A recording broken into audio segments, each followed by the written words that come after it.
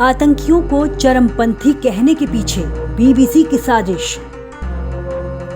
भारत के प्रति नस्लवादी रुख के पीछे बीबीसी का क्या है एजेंडा? पिछले दिनों हमने द न्यूयॉर्क टाइम्स की एक साजिश के बारे में आपको बताया था कि आखिर कैसे द न्यूयॉर्क टाइम्स ने भारत और हिंदू विरोधी पत्रकार को रखने के लिए विज्ञापन निकाला था। आज हम आपको लंदन से चलने वाले बीबीसी के बारे में भी बताने जा रहे हैं कि कैसे बीबीसी अक्सर रिपोर्टिंग में अपने इस्लाम समर्थक और हिंदू विरोधी पूर्वाग्रह को जाहिर करता रहा है।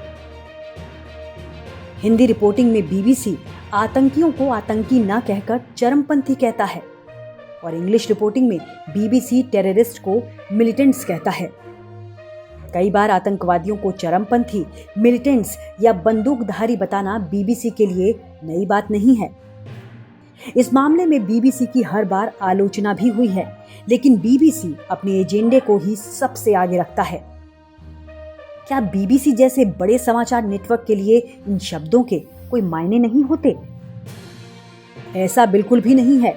बीबीसी ऐसे शब्दों का प्रयोग किसी एजेंडे के तहत करता है।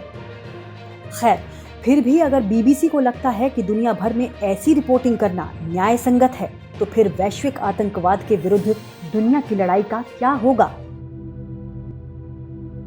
क्या बीबीसी से ऐसे सवाल नहीं पूछे जाने चाहिए? पिछले दिनों कश्मीर में हुए आतंकी हमले को बीबीसी ने चरमपंथी हमला लिखा। इससे पहले भी कश्मीरी आतंकवादियों को बीबीसी कभी चरमपंथी, कभी उग्रवादी तो कभी गनमैन बताता रहा है। उधर आयरिश रिपब्लिकन आर्मी के लिए बीबीसी आतंकी शब्द प्रयोग करता है। ऐसा क्यों? क्योंकि वो मामला ब्रिटेन से जुड़ा है। क्या कश्मीरी आतंकियों की तर्ज पर उन्हें भी चरमपंथी नहीं कहा जा सकता? जब आयरलैंड के आतंकी आतंकी हैं, तो कश्मीर के आतंकी आतंकी क्यों नहीं हैं? आतंकवाद एक मुद्दा है, कसौटी दो कैसे हो सकती है? ऐसे में सवाल उठते हैं कि बीबीसी जैसी वैश्विक समाचार संस्था के लिए आतंकवादियों को चरमपंथी बताना इतना जरूरी क्यों हो गया है? क्यों इन्हें आतंकवादी नहीं कहा जा सकता? बीबीसी की ये नीति किस हद तक न्याय संगत है? ऐसा इकलौता बीबीसी ही नहीं करता है।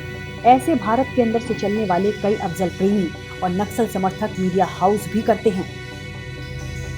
कई दफे तो ऐसा लगता है जैसे ये संस्थान जानबूझकर ऐसी रिपोर्टिंग कर रहे हैं। अब बहुत हो गया, अब सत्य को सत्य कहने की जरूरत है। ऐसे मीडिया संस्थानों को आईना दिखाने का वक्त आ गया है, जो भारत के प्रति नस्लवादी रुख अपनाते हैं। अब आतंकी को आतंकी ही कहा जाना चाहिए, चरमपंथी नहीं।